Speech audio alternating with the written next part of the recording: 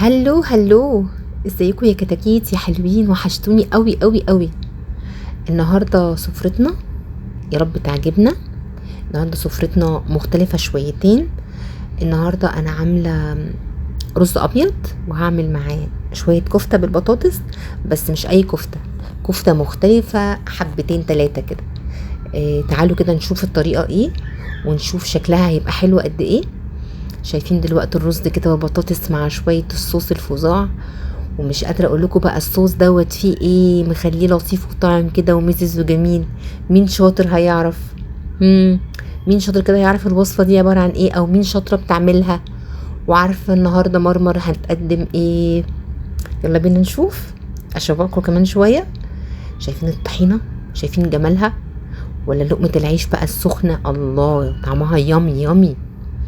يلا نبدأ ونقول بسم الله. النهاردة هنعمل كفتة.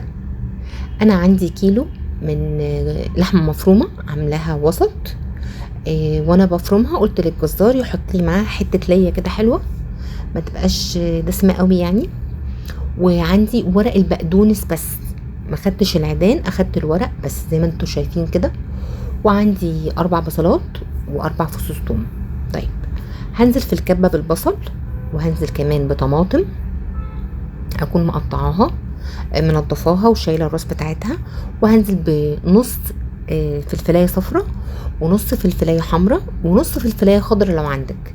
لو عندك طبعا قرون حاميه انزلي بقرن كده مشطشط، يبقى حلو قوي للي بيحب، زي ما هو عايز.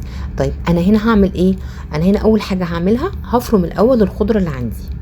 انا الكبه دي عاملاها على الدرجه اللي هي مش بتخلي الخضار جوسي، يعني مش بتفرمه على الاخر يبقى ناعم، لا. هخليها الفرمه اللي هي لا خشنه ولا ايه، ناعمه. دلوقتي حطيت كمان معاهم البقدونس وفرمتهم زي ما انتم شايفين كده، عشان انا مش عايزه سوائل كتير في الكفته بتاعتي، عشان اعرف الفها. التركه بقى اللي هنا اللي عملتها ايه، حطيت معاها بيضه، وحطيت تقريبا 3 معالق من الدقيق، ومعلقه بيكنج باودر زي ما انتم شايفين. واحط التوابل بتاعتي، هنزل ببهارات لحمه وكمون بابريكا زنجبيل، شويه فلفل اسود وشويه هيل. وهكتب لكم طبعا كل التوابل دي عندكم في الوصفه، ما تقلقوش يعني. هنا انا لقيت الكفته بتاعتي، شوفوا بعد ما فرمتها لقيتها طريه. انا زودت لها كمان معلقتين دقيق ومعلقتين بقسماط، بس انا ما ظهرتش عندكم.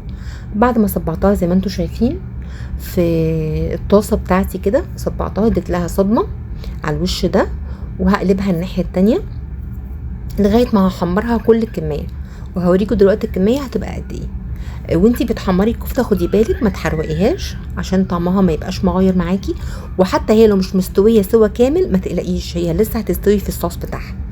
انا ما شاء الله الكيلو عمل معايا كميه كبيره، لان انا كان عندي ضيوف، فما شاء الله الكيلو طلع الكميه اللي انتوا شايفينها دي.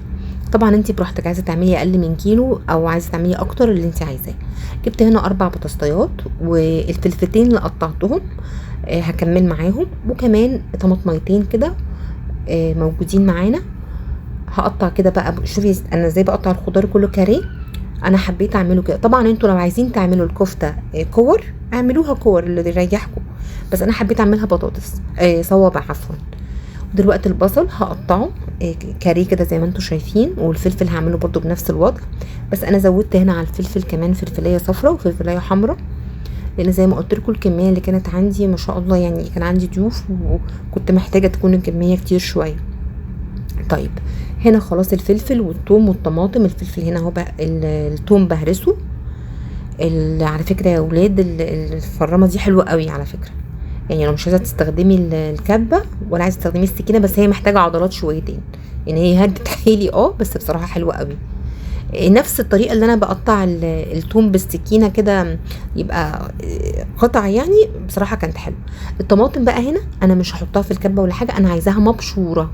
ايوه هبشرها، بس هتشوفوها دلوقتي. جبت بقى الحله، هنزل الاول بالبصل اشوحه كده كويس، وبعد كده هنزل بالثوم زي ما انتوا شايفين، وبقى كده التوابل اللي قلتلكوا عليها، وبرضو هكتبها لكم ما تقلقوش.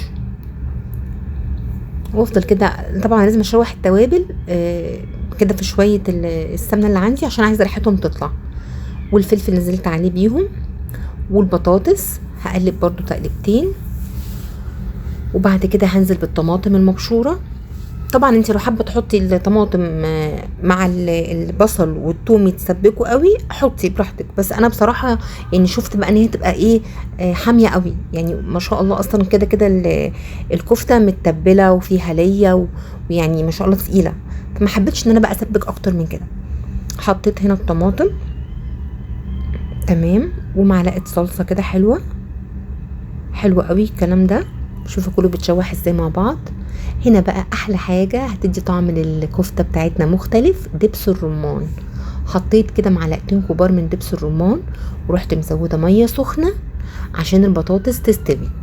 لازم اسوي البطاطس الاول لان عندي الكفته اوريدي محمره، فانا مش عايزه الكفته تتهري مني خالص.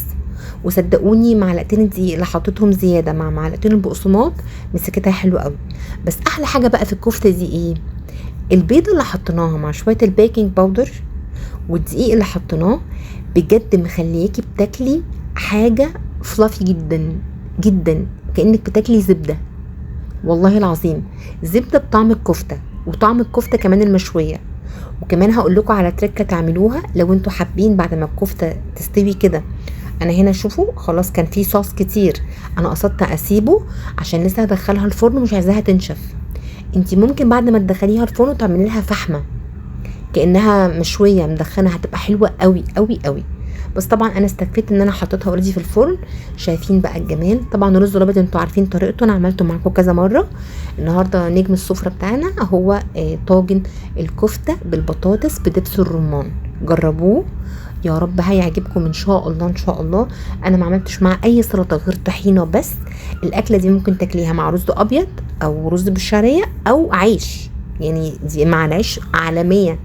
انا عايزه اقول لكم ان انا سبت الرز واكلتها بعيش وبطحينه، والله طعمها كان تحفه. وشويه عصير بقى كده باردين، ليمون بالنعناع، تفاح، برتقال، زي ما انت عايزه. لو بتتفرجوا هنا لغايه دلوقتي عليا متشكره جدا جدا، وميرسي قوي قوي لتشجيعكم ودعمكم. ما تنسوش تصلوا على النبي وتدعوا لكل اخواتنا وكل حبايبنا بالخير وبالسلامه وبالامان يا رب. يا رب كده يجمعنا كلنا على خير. واسفه على الاطاله، وما تنسوش لايك وسبسكرايب وشير. واللي بتتفرجوا على الفيسبوك او التيك توك فولو، بحبكم قوي. باي باي.